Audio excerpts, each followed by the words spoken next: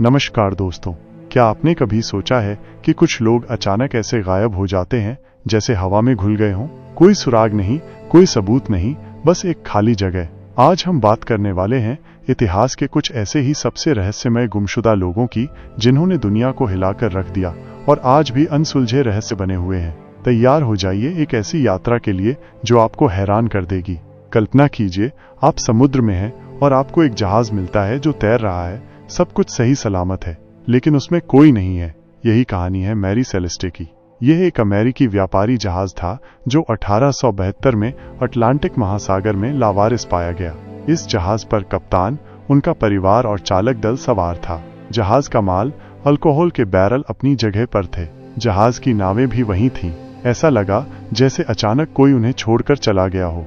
कोई संघर्ष के निशान नहीं, कोई आपदा का संकेत नहीं, बस खाली जहाज। ऐसे में मन में सवाल आता है, चालक दल अचानक कहाँ चला गया?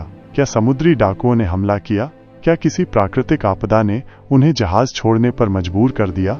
या कोई और अलौकिक शक्ति थी? मैरी सेलेस्टे का रहस्य आज भी समुद्री कहानियों और षड्यंत्र सिद्धांतों का पसंदीदा विषय है।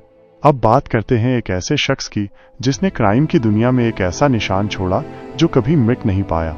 हम बात कर रहे हैं डी.बी. कूपर की।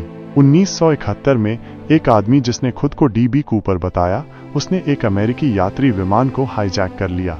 उसने $2 लाख की फिरौती और 4 पैराशूट मांगे। जब उसकी मांगे पूरी हो गईं, तो उसने विमान के पिछले हिस्से से चलते हुए विमान से छलांग दे दी। वो तेज हवाओं, अंधेरे और ठंडे मौसम में गायब हो गया।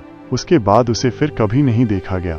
सालों तक FBI ने उसकी तलाश की, हजारों सुरागों की जांच की, लेकिन कोई फायदा नहीं हुआ। सिर्फ कुछ पुराने, खराब हो चुके नोटों के बंडल मिले, जिन्हें बाद में उसकी फिरौती के पैसों से जोड़ा गया।